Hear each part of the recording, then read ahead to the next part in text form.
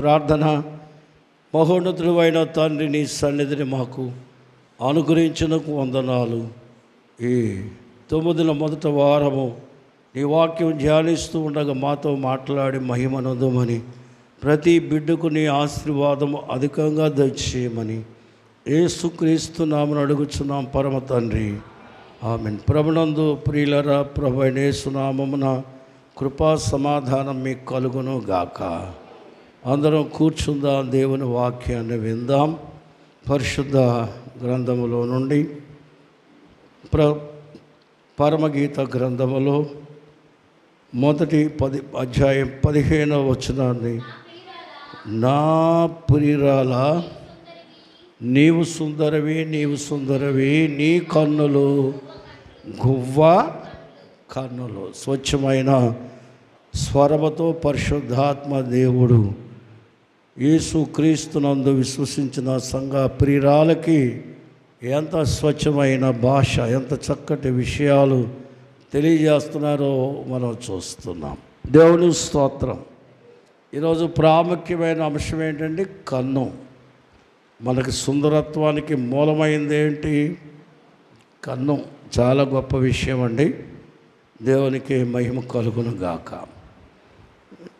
ప్రసంగి గ్రంథం, సామెతల గ్రంథం మనం చూస్తూ ఉన్నప్పుడు, సామెతల గ్రంథములో సామాన్యులైన వారికి ఆయన ఆహ్వానం పలుకుతూ ఉన్నాడు.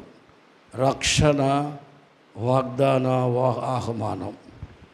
16వ అధ్యాయము 32 మనం చూసినట్లయితే, పరాక్రమశాలి కంటే దీర్ఘ శాంతము గలవాడు శ్రేష్ఠుడు. పట్టణమును పట్టుకుని వాని కంటే తన మనస్సును, అది భూలోకములో నరుడు దేవుని యందు భయభక్తులు నిలపడానికి 2 విషయాలు. ఒకటి చూడండి, పరాక్రమశాలి కంటే దీర్ఘశాంతం. ఏంటది? దీర్ఘశాంతం అంటే యేసుక్రీస్తును అంగీకరించిన మొదలుకొని పరమందున్న దేవుని సన్నిధికి చేరు వరకు నరుడు ఏమి సంపాదించుకోవాలా? అది సంపాదించుకోవడానికి కారకుడు ప్రభైన యేసుక్రీస్తు. అందువల్ల శాంతం లేనివారు రండి, మీరు సంపాదించుకోండి అంటుంది సామెతలు. మనస్సు ఏంటి చెప్పండి? మనస్సు. పట్టణమును పట్టుకుని వాని కంటే తన మనస్సును, అంటే మనం మాట, చూపు, ప్రవర్తన, క్రియలు ఇవా లోకానుసారంగా మనస్సుని అదుపు చేసుకోలేని పరిస్థితులు ఉన్నాయి. కాబట్టి అందుకు దేవుడు అవసరం. నీకు దీర్ఘశాంతం కావాలన్నా ఎవరి దగ్గరికి రావాలి? మీ మనసు స్వాధీనం రావాలన్నా ఎవరి దగ్గరికి రావాలి? అలాగే మనం ప్రసంగి గ్రంథం 10వ అధ్యాయములో 15వ వచనం మనం చూసినట్లయితే, ఊరికి పోవు త్రోవ ఎరగని వారై బుద్ధిహీనులు తమ ప్రయాస చేత ఆయాసపడుదురు. దారి తెలుసుకోలేని వారు అంటే మనసు స్వాధీనపరుచుకున్నారు, మనశ్శాంతి కలిగిన వారుగా ఉన్నారు, దీర్ఘశాంతం గలవారుగా ఉన్నారు, కానీ ఎక్కడికి వెళ్ళాలో తెలియని వారు ఉన్నారు బోల్డ్ మంది. శాస్త్రం ఎరిగిన వారు ఉన్నారు, కానీ ఆ ఎరిగిన శాస్త్రమును సంపూర్ణ చేసే శక్తి లేని వారై చాలామంది ఉన్నారు. అందువల్ల వారికి దారి కావాలి. నేనే మార్గము, నేనే సత్యము, నేనే జీవము. యెషయా గ్రంథములో 30వ అధ్యాయము 20వ వచనాన్ని మనము ఈ సమయంలో మనం చదువుకుందాం. యెషయా గ్రంథము. అమ్మా, ప్రభువు నీకు క్లాస్ అన్న పానములు ఇచ్చెను, ఇక మీదట నీ బోధకులు దాగి ఉండరు. నీవు కన్నులారా నీ బోధకులను చూచెదవు. కుడి తట్టైనను ఎడమ తట్టైనను ఇదే త్రోవ. దేవునికి స్తోత్రం. హల్లెలూయా. భూలోకంలో జీవించాలన్నా, పరలోకానికి వెళ్ళాలన్నా ఇదే త్రోవ. నేనే మార్గము, నేనే అందుచేత మరుగులేని జీవితం, దాపరకము లేని జీవితం క్రైస్తవ జీవితం. ఇప్పుడు చెప్పండి అందరిది ఎలాంటి జీవితం మంది? మరుగులేనిది, దాపరకము లేని జీవితం ఏది? అయ్యో చెప్పట్లేదు మీరు. దేవుని స్తోత్రం. అందువల్ల ఇప్పుడు మనం చదువుకున్న వచనంలో, ఈ వచనంలో ప్రియుడు ప్రియురాలని పొగుడుతున్నట్టు కనబడుతుంది. చెప్పండి, పొగుడుతున్నట్టు కనబడుతుంది. అంటే ప్రియురాలి యొక్క సుందర స్థితి ప్రభు కొనియాడుతున్నాడు. మనం ఆయన కొనియాడడంలో అర్థం ఉంది, కానీ ఆయన మనల్ని ఎందుకు కొనియాడుతున్నాడంటే తన రక్షణ పిలుపునకు గౌరవించింది ప్రియురాలు. తన రక్షణ పిలుపునకు, క్రీస్తు ఇచ్చిన రక్షణ పిలుపును గౌరవించింది, ఘనపరిచింది, విలువ తెచ్చింది, మహిమపరిచింది. అందువల్ల ఆయన కూడా అంతే ఆనందంతో, అంటే తేటగా, నీ కన్ను తేటగా చూసింది, అలాగే నీ రూపం ఆత్మ సంబంధమైన వెలితి పడకుండా, వేలెత్తి చూపకుండా గొప్ప జీవితం జీవించిన సుందర స్థితి నీలో చూశాను నేను. అందుకనే నీవు సుందరివి. చెప్పండి, నీవు నా ప్రియురాలు ఎవరు? నీవు సుందరివి అంటూ ఆయన ప్రియురాల మీద ఉన్న ప్రేమ ఈ వచనంలో తెలియజేస్తున్నాడు. ఆయన ప్రేమ మన మీద ధారపోస్తున్నట్టుగా మనం చూస్తూ ఉన్నాం. ప్రియులారా, పాత నిబంధన గ్రంథములో ఇశ్రాయేలు స్థితిగతులు, వారి కష్ట స్థితులన్నిటినీ దేవుడు ఎరిగినవాడు గనక, మరి ఇర్మియా గ్రంథములో మనం 31వ అధ్యాయములో ఒక మాట కనిపిస్తుంది. మనం చదివితే చూడండి, 31వ అధ్యాయము మొదటి నుండి చదువుదాం.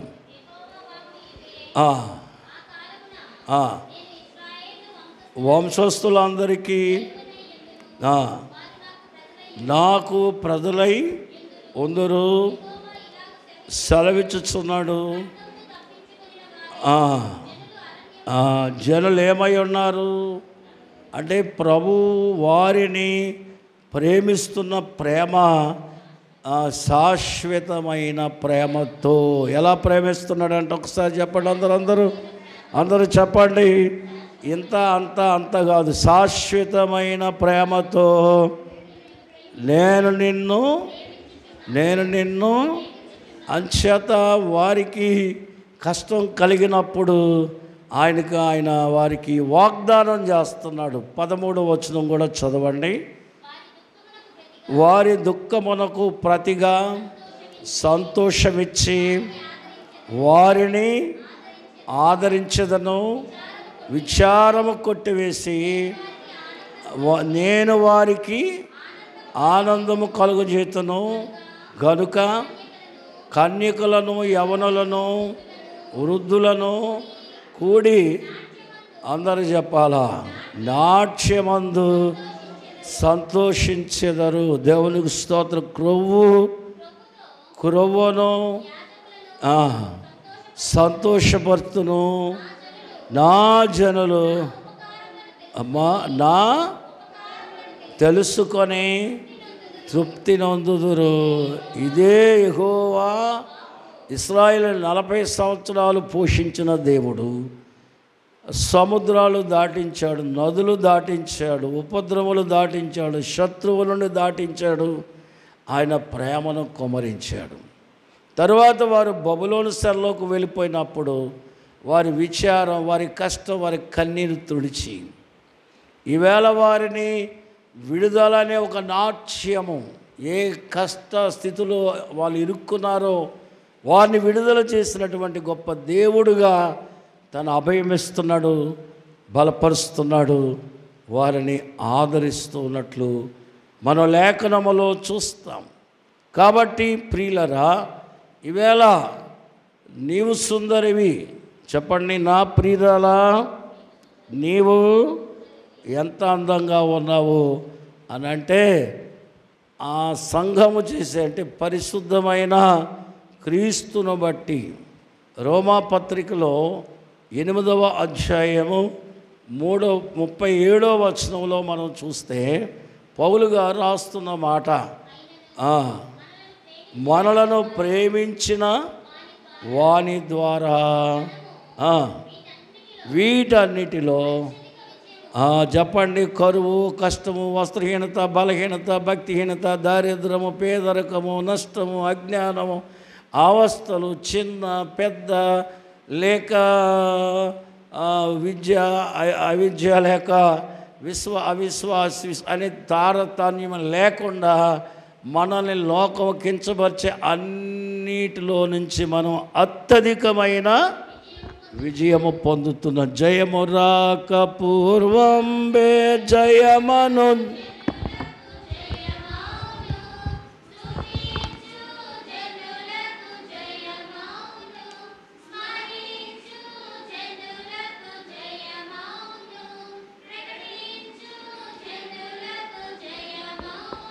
జయము జయము జయమని కలువరించిన జయమే బ్రతుకెల్లా, జయపదమే. ఒకటి వధువు సంఘము.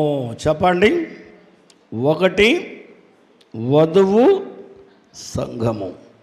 వధువు సంఘము యొక్క స్వరము 7 రకాలుగా ఉంటుంది. ఇక్కడ 7 రకాలుగా.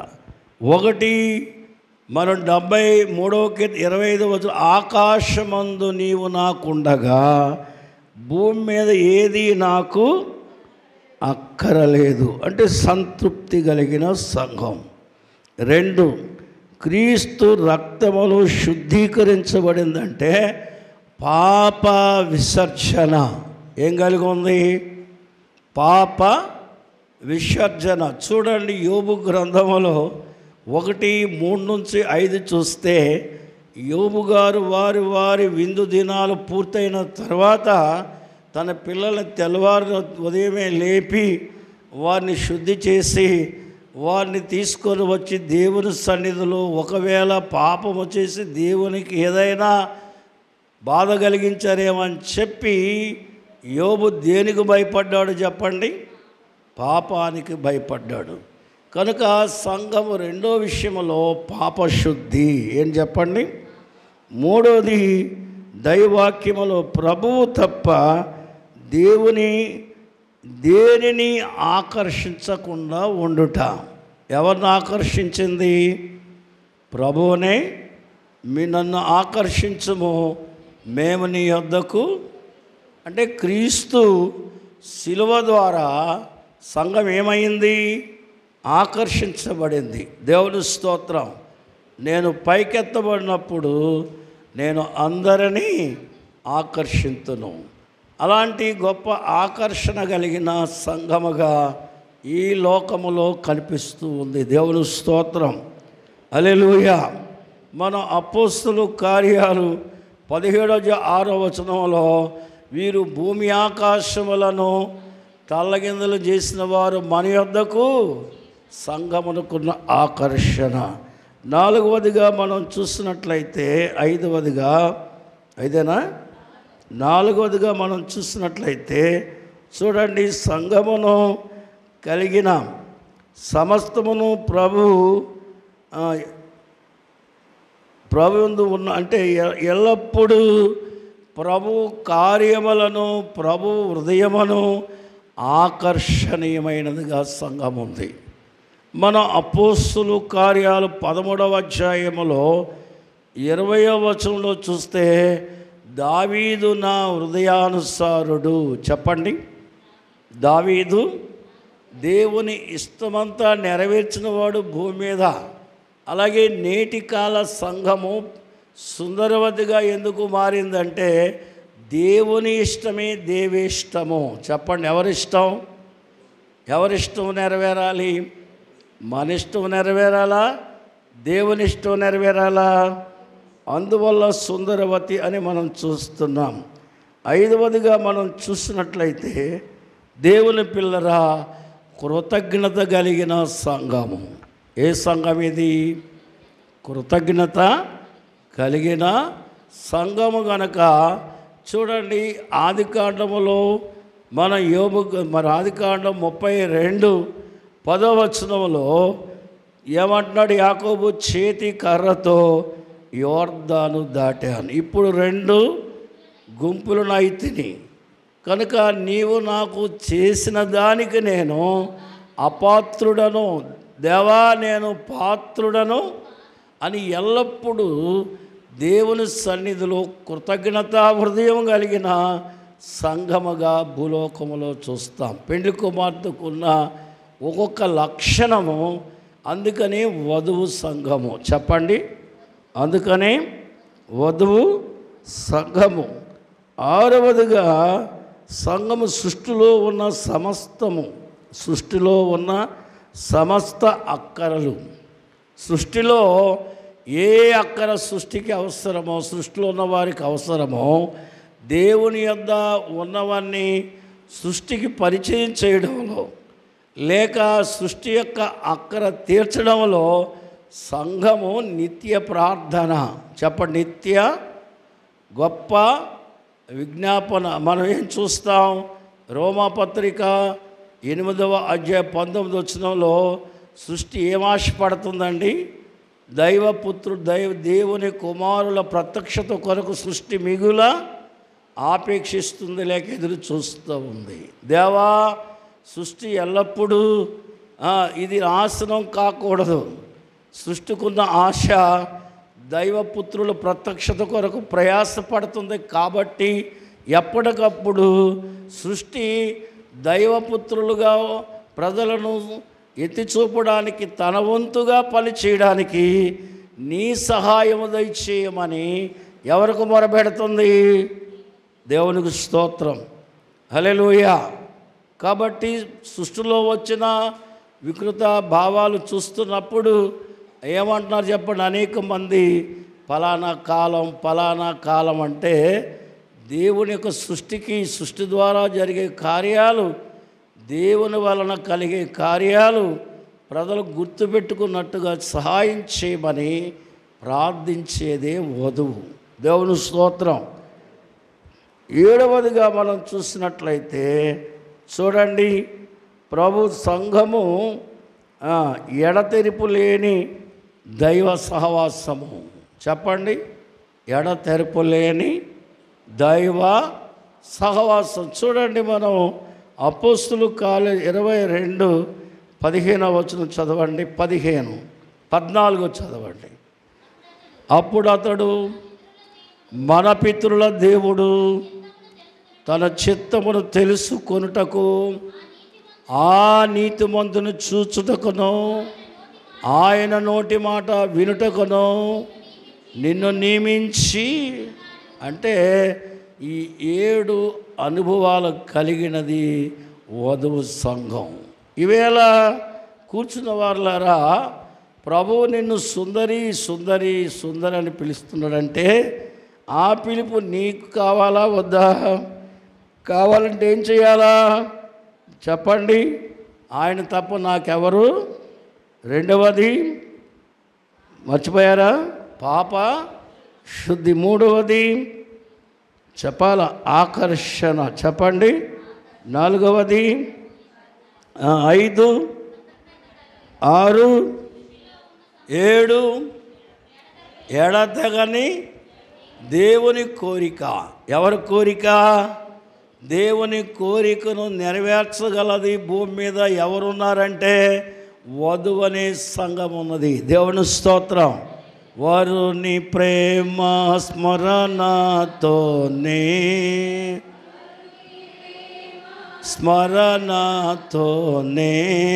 పరిపూర్ణమౌచున్నది. వరుని మీద నున్న ప్రేమ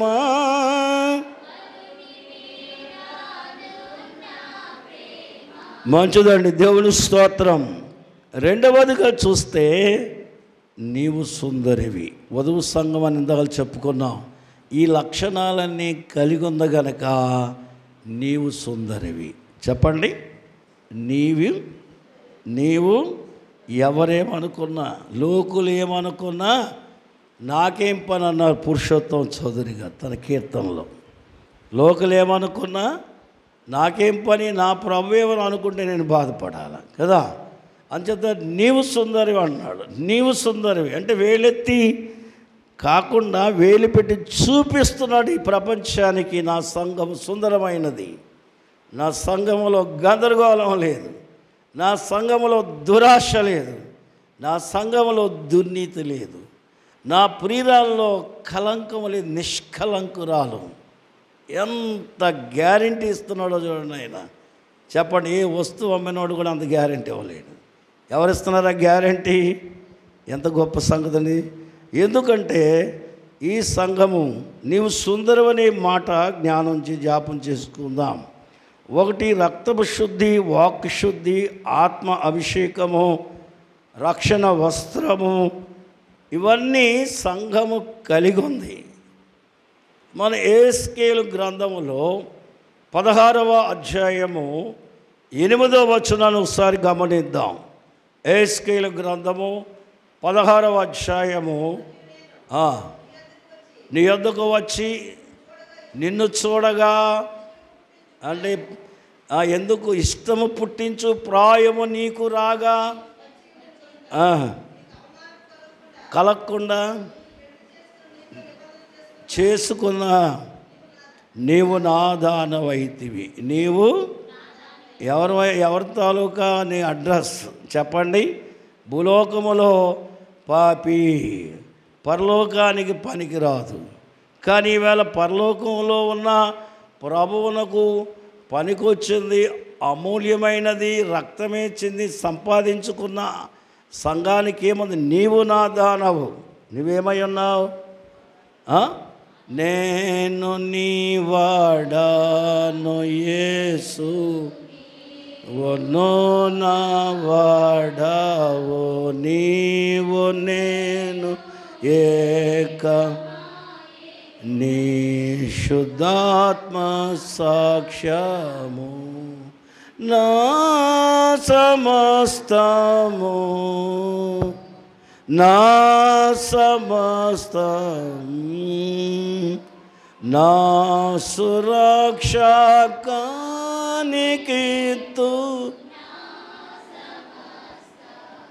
దేవునికి స్తోత్రం. దేవుని సొత్తు. నీవు నా దానవు, నేను నీ దానను, నీవు నావాడవు. చూస్తారు ఎంత చక్కటి మాట. కనుక ప్రభునందు ప్రియమైన వారి వాక్యము ఎందుకు ఈ మాట?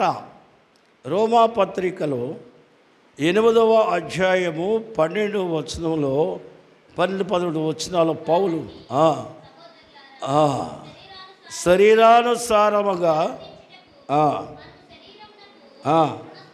రుణస్థులము కాము, వీరు శరీరానుసారముగా గాని ఆత్మచేత చెప్పండి శారీరక క్రియలు చంపిన ఎడల చాలు. దేవునికి స్తోత్రం. వధువు అనేటువంటి ఈ సుందరత్వం ఎలా వచ్చిందంటే అభిషేకమును బట్టి. దేవునికి స్తోత్రం. హల్లెలూయా. నిష్పక్షపాతము తోడ నిజమో చెప్పవలెనన్న పుష్ప వనమిది ఒకటి పూర్ణ. దేవదాసయ్య గారు లోకానికి ఒక ప్రశ్న వేశాడు.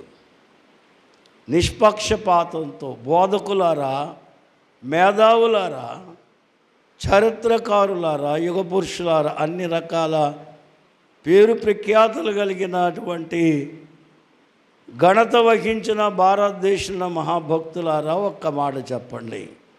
నిష్పక్షపాతం లేకుండా చెప్పండి. నిజము చెప్పండి. పుష్పవనం ఇది ఒక్కటా కాదా? క్రీస్తు రక్తములో కడగబడి మలినములేని భక్తి అనుభవించి ఆ పరలోకపు మహిమను భూలోక పాపులకు కనపరిచి అనేకును శుద్ధి చేసే సంఘమేది? మీరు ఎన్నో పెట్టుకొని చెప్పకండి, నిష్పక్షపాతంతో చెప్పండి, మీకే అర్థమైపోద్ది, మీరు కూడా మారిపోతారన్నాడు అయ్యగారు. అంత స్పష్టమైనటువంటి స్థితి. సంఘము చెడుతనమును విడిచింది గనక ఇంత ఘనత వచ్చింది గనక ప్రభు అన్నాడు, నీవు సుందరివి. నీవు పాపము నిన్ను చంపలేదు, పాపము నువ్వు చంపావు. లోకము నిన్ను చంపలేవు, లోకాన్ని చంపుకుంటూ వచ్చావు. నన్ను చూస్తూ వన్ని తెచ్చుకున్న సంఘమా, నీవు సుందరివి. నీవెవరు? ఇవాళ చెప్పుకోవడానికి బాగున్న ఈ మాటలు ఒకనాడు మన బ్రతుకులు అవి స్థిరపడినప్పుడు ఆ ఆనందమే వేరు.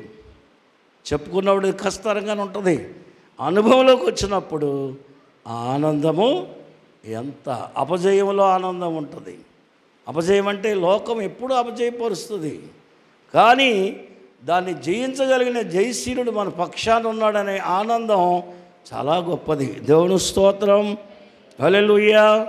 కాబట్టి ప్రియులరా, ఇక్కడ మనం చూస్తాం, చూడండి, పరిశుద్ధ గ్రంథములో చూస్తే ప్రభు యొక్క చేతి లేక ఆయన నీడలో, ఎవరి నీడలో చెప్పండమ్మా, ఎవరి నీడలో ఉన్నాం?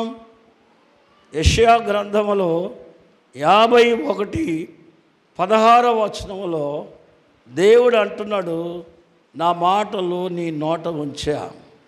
చెప్పండి, నా మాటలు ఎక్కడుండాలా? ఆకాశములను భూమికి పునాది వేసినట్లును నా జనము నీవే అని చెప్పినట్లును నీ నోట, అది ఈ మాటలు ఉండాలా. సృష్టి ఆయనది, భూమి ఆకాశం అందున సమస్తము కలుగు చేసిన మహామహుడు దేవుడని సంఘములో ఈ మాటలు మారుమ్రోగాలు. కానీ మా మేనత్త గారు ఇచ్చారు, మా తాతగారు ఇచ్చారు, మా ముత్తాతగా అనొద్దు. అంటే ఆ మాట రాకుండా దాని వాక్యానికి విలువివ్వాలని చెప్తున్నాడు. అందువల్లనే నేను నా చేతి నీడలో నిన్ను దాచా. ఎవరి చేతి నీడలో ఉన్నావు అమ్మా? ఎవరి చేతి నీడలో? ఎన్ని వచ్చినా ఆయనవే ఇవన్నీ, నన్ను చూసి నా కోసమే ఇవన్నీ కలుగు చేసుకున్నాడు ఆయన. నేను ఈ లోకములో ఉన్న వాటిలో జీవించలేదు. ఆకాశం కింద కానీ భూమి పైన కానీ సమస్త వాటిలో నేను జీవించడం లేదు, కానీ ఆయన చేతి నీడలో నన్ను ఉంచుకున్నాడు. చెప్పండి, ఆయన దేవునికి స్తోత్రం. ఇవన్నీ మన కోసమే, ఇవన్నీ మనవే, కానీ వాటి మీద ఆధారపడలేదు మనం. ఆయన చేతి మీద ఆధారపడి ఆయన దీవించి నడిపిస్తూ ఉన్నట్లుగా వదువుకున్న ఆనందం ఆయన నీడలో. ఎవరి నీడలో చెప్పండి? 2వ అధ్యాయం పరమగీతంలో 3వ వచనం ఏముంది చెప్పండి? అడవి వృక్షములలో జల్ద వృక్షం ఎట్లున్నదో పురుషు నా ప్రియుడు అట్లున్నాడు. ఆనందభరితునై నేను అతని నీడలో. దేవుని స్తోత్రం. కనుక సంఘము అనుభవించి ఈరోజు నువ్వు క్రైస్తవుడిగా, దేవుని బిడ్డగా మార్పు చెందిన నాట నుంచి నేటి వరకు ఆయన నీడ యొక్క స్పర్శ నీలో ఎంతవరకు ఉంది అనే విషయం. అందుకని యోవేలు గ్రంథములో 2వ అధ్యాయం 16వ వచనంలో ఏముంది? పెళ్లి కుమార్తె యొక్క స్థితి చెప్తున్నాడు యోవేలు. యోవేలు చెప్తున్నప్పుడు, పెద్దలు పిలవండి అమ్మా, జనులను సమకూర్చుడి, సమాజ కూటం ప్రతిష్ఠించుడి, పెద్దలను పిలవనంపుడి, చిన్నవారు స్తన్యపానం చేసేవారని. పెళ్లి కుమారుడు అంతఃపురము నుండి. దేవునికి స్తోత్రం. ప్రభునందు ప్రియులారా, పరమందు ఉన్నటువంటి పరమపురుషుడైన క్రీస్తు ఆత్మీయంగా అలంకరించుకున్న గదిలో ఉన్న సంఘము దగ్గరికి రావలసి ఉన్నదనే విషయము ఇక్కడ కనబడుతూ ఉంది. అంతఃపురములో ఆయన సిద్ధపడుతుంటే లోకమనే గదిలో పెళ్లి కుమార్తె సిద్ధపడింది. దేవుని స్తోత్రం. ఇద్దరిది ఒకే మనసు, ఇద్దరిది ఒకే ఆలోచన, ఇద్దరిది ఒకటే పరుగు. దేవుని స్తోత్రం. హల్లెలూయా. కాబట్టి ఒకే భావం. అందుచేత భూలోకములో ఉన్నాం కదా అని క్రీస్తు యేసును బట్టి కలిగి ఉన్న ఈ సంఘమనే గదిలో నువ్వు ముస్తాబవుతూ ఉంటే, అంతఃపురం అంటే పరమందున సింహాసనం 24 పెద్దలేక సమస్త మహిమ కలిగిన ఆ స్థలంలో నుంచి ఆయన నిన్ను ఆకర్షించడానికి లేక నీ యొద్దకు రావడానికి ఆయన సిద్ధపడుతున్నాడు. దేవుని స్తోత్రం. అందుచేత దేవుని పిల్లలు గమనించండి. అపోస్తలుడైన పౌలు అంటాడు, సుందరివి అన్నాడు ప్రభు. ఏమన్నాడు? ఓసారి అన్నాడు, 2 సార్లు అన్నాడు, 2 సార్లు అన్నాడు. చెప్పండి, కరెక్ట్, మీరు బాగా చెప్పారు. ఓసారి 2 సార్లు చెప్పండి. అప్పుడప్పుడు మీరు ఒకసారి గుర్తుపెట్టుకోండి. మీ యవ్వన కాలంలో, మీ వివాహ దినాల్లో ఉత్సాహంగా తిరుగుతున్న సమయంలో ఒకవేళ మీ పురుషులు ఒకసారి పిలిచి 2సారి చాలా బాగున్నాను ఒకసారి అన్నారు, 2 సార్లు అన్నారా? లోకార్థం తీసుకోబాకండి, ఊరికే అన్నానని. ఒకసారి 2 సార్లు, 2సారి అంటే ఏమనిపిస్తుంది? ఒకసారి అంటే ఏదో అన్నాడులే, 2సారి అంటే ఎలా ఉంటుంది? కనుక ప్రభునందు ప్రియులారా, నిన్ను లేక మనలని ఆయన జ్ఞాపకము చేసుకోకుండా ఉండలేని జీవితం ఏదైనా ఉందంటే అది సంఘమే. నిన్ను నిత్యము జ్ఞాపకము చేసుకుంటూ స్మరిస్తూ ఉన్నాడు. నువ్వెంత స్మరిస్తున్నావో కానీ దేవదాసయ్య గారు అన్నారు, 24 గంటలు ఆయన స్మరణ అంతా మనమేని, ఆయన ఆలోచన అంతా మనమే ఉన్నాం. దేవుని స్తోత్రం. అందుకనే పౌలు చూడండి, 2 కొరింథీ పత్రిక 11, 5, 6 వచనాలు చదువుకుందాం. 5, 6 వచనాలు. 5వ అధ్యాయం 11వ అధ్యాయం 2 కొరింథీ 5, 6 వచనాలు చదువుకుందాం త్వరగా.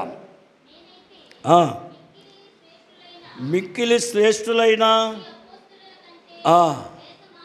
లేస మాత్రం తక్కువ వాడను కానని తలంచుకొనుచున్నాను.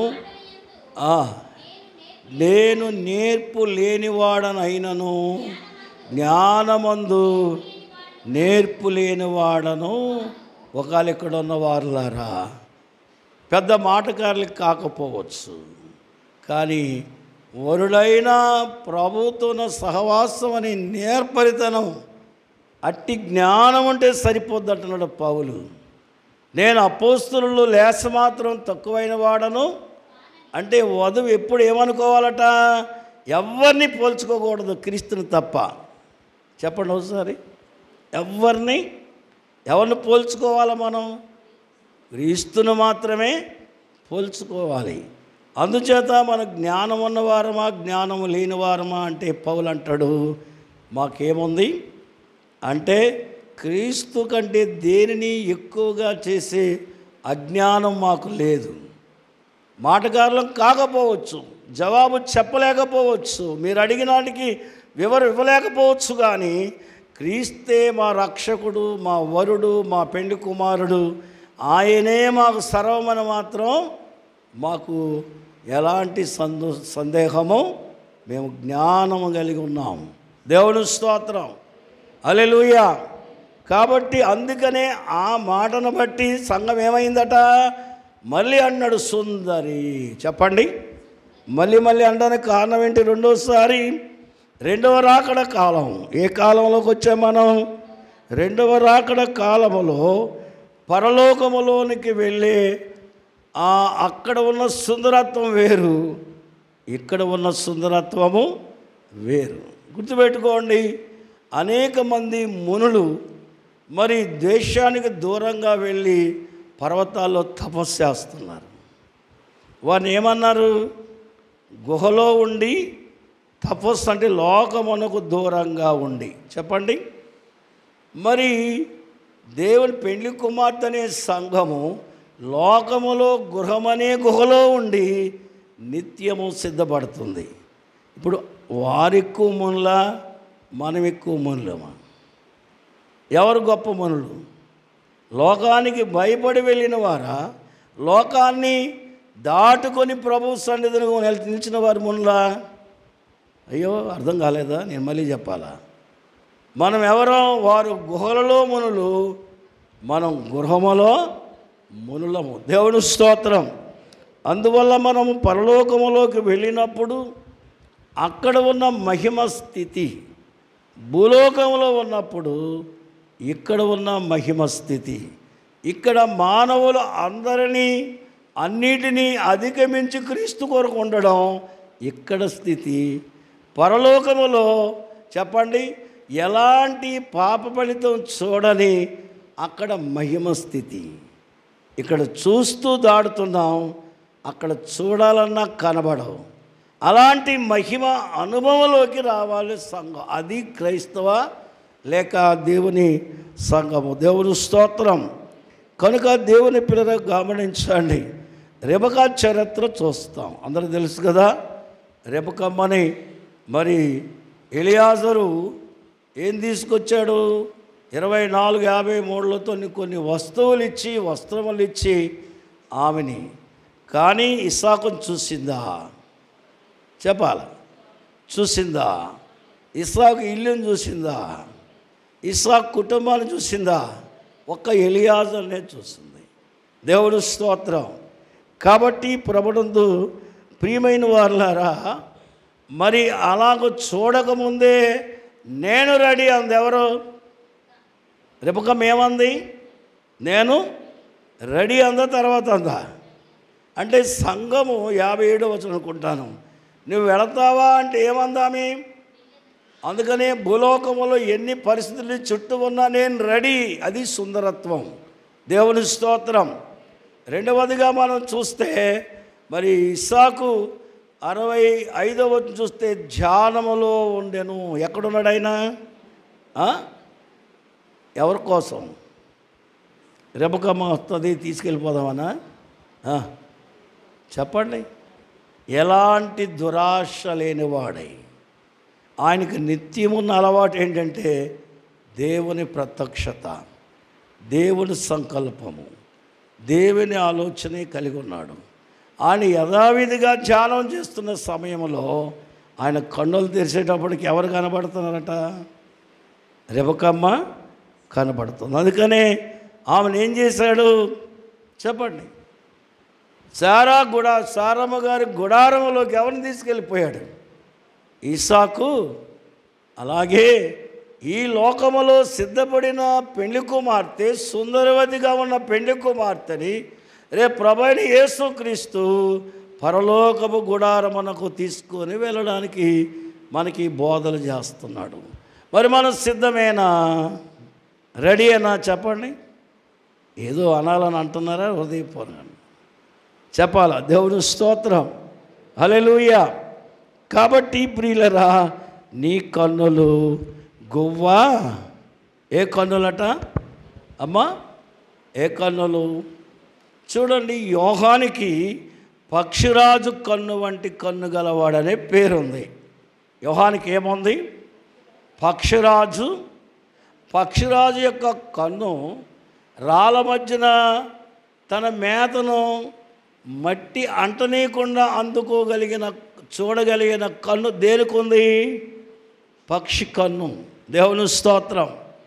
అలాగే పెండ్లి కుమార్తె యొక్క కన్ను ఇహలోక మాలిన్యమును అంటనీయకుండా లోకములో తనకు కావలసిన సదుపాయములు ఆయన ద్వారా పొందగలిగిన కన్ను ఎవరికొంది? పెండ్లి కుమార్తెకు. దేవుని స్తోత్రం. కాబట్టి ప్రభునందు ప్రియులారా, ఇక్కడ మనం చూసినట్లయితే గువ్వలు పదాలు మనం చూస్తాం.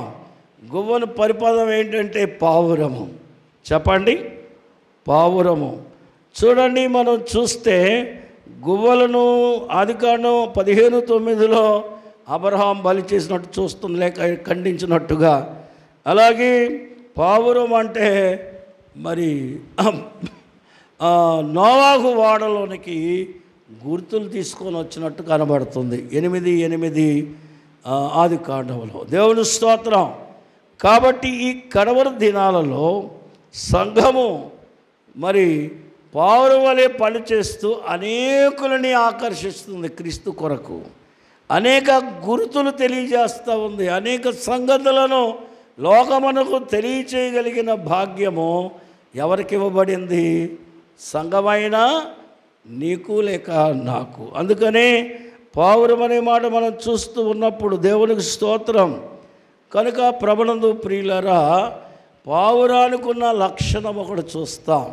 అది పేదవారి వరకు వాడబడినట్టుగా లూకా సువార్త 2వ అధ్యాయము 24 నుంచి చూసినట్లయితే యేసు ప్రభువుని అక్కడ మరి ఆయన సున్నతి చేసినప్పుడు 2 పావురం పిల్లలు, చెప్పండి ఏం తీసుకొచ్చారు అంటే, మరి పావురం లక్షణం ఏంటంటే బలి, దాన్ని బలి చేయబడవలసి వస్తుంది.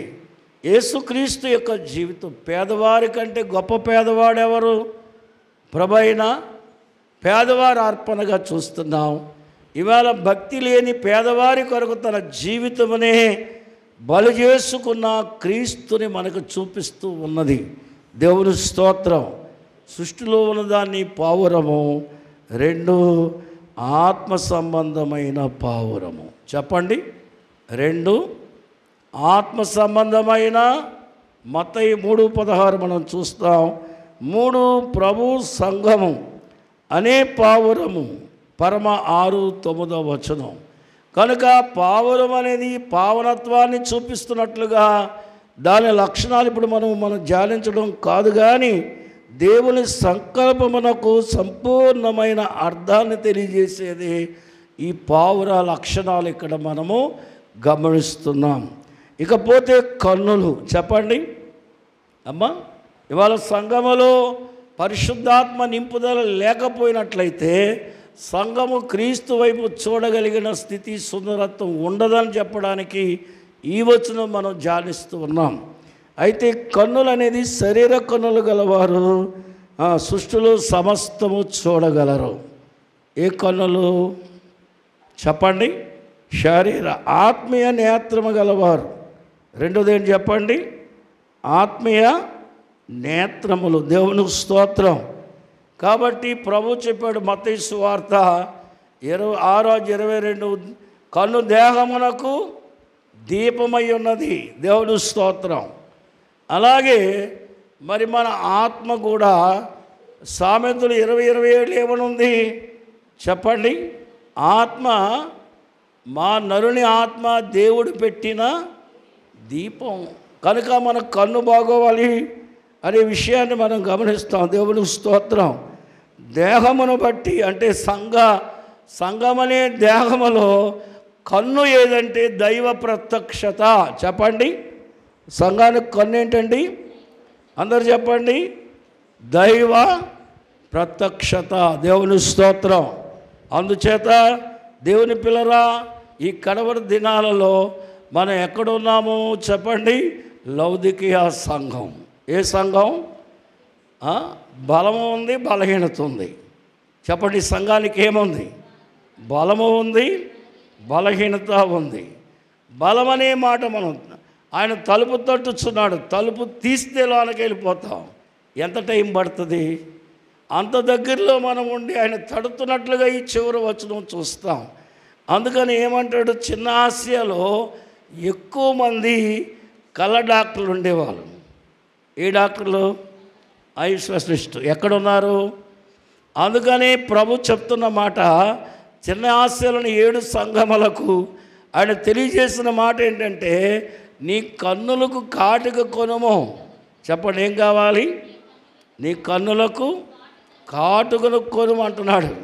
అందుచేత మనం చూస్తే నీ కన్ను శుభ్రంగా ఎలా ఉండాలో, నీ కన్ను చెడిందైతే నీ దేహం అంతా ఏమైపోద్ది? చెడిపోద్ది. 18వ వచనంలో మనం చూస్తే ఏమంటున్నాడు? నేను ధనవంతుడును, ధనవృద్ధి కనుక లోకములో ఉన్నవన్నీ కలిగినందున దేవుడు మెచ్చుకోవడం లేదు. నీ కన్నునే కన్నుకి కాటు కనగా దేవుడు యేసుక్రీస్తు రక్తములో నీ కన్ను కడగబడి ఉండాలి. వాక్యము చేత అది వెలిగించబడి ఉండాలి. పరిశుద్ధాత్మ చేత అభిషేకమునందినదై ఉండాలి. ఆ కాటుక ఎక్కడ దొరుకుద్ది మనకి? అమ్మేవాళ్ళు ఎవరంటే పరిశుద్ధాత్ముడు. పరిశుద్ధాత్మని సహాయం తీసుకుంటే అన్నీ తేటగా చూడగలం. పరలోకము, భూలోకము, పాతాళము, 3 లోకముల్లో ఏమేమి ఎక్కడెక్కడ ఏదేది దాగి ఉందో చెప్పగలిగిన కన్ను ఒక్క వధువు సంఘమునకు మాత్రమే కలదు. దేవుని స్తోత్రం.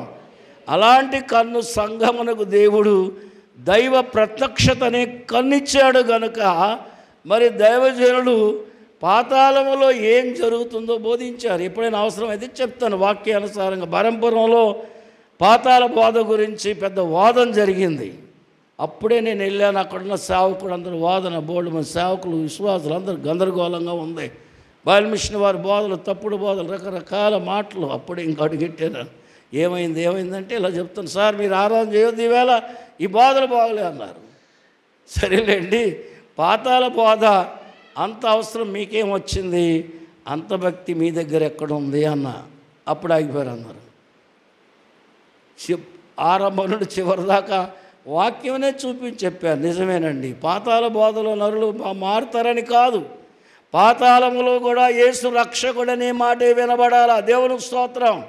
సంఘం ఎత్తబడే వరకు భూమి మీద యేసు రక్షకుడే, పరలోకులు యేసు రక్షకుడే. ఎక్కడ విన్నా నిన్ను రక్షించిన క్రీస్తు పేరే స్మరణకు రావాలి. కానీ మరొక ఫలితం ఇంకొక దగ్గర ఉంది, ఇంకొకరికి ఉందనే మాట వినబడకుండా భూలోకానికి తేటగా బోధించిన సంఘం ఏదంటే వధువు సంఘం. అందుకని ఈ సంఘానికి దైవ ప్రత్యక్షత అనే కళ్ళజోడు. దేవుడు దీవించునుగాక. ప్రార్థన చేసుకుందాం. కొంచెం స్పీడ్గా మన టైంని బట్టి ప్రార్థించుకుందాం ఒక్క నిమిషం. దేవా, మా కార్యములు గుర్తించినట్లు దీవించమని, ఆశీర్వదించమని ప్రతి బిడ్డను నీ కనికరంతో మన యేసును అడుగుచున్నాము తండ్రి.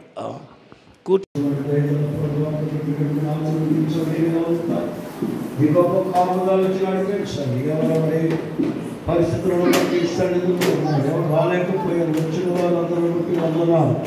అలాగే కొన్ని కష్టాలకు బాధలను దర్శించండి, ప్రయాణం వారిని దర్శించండి.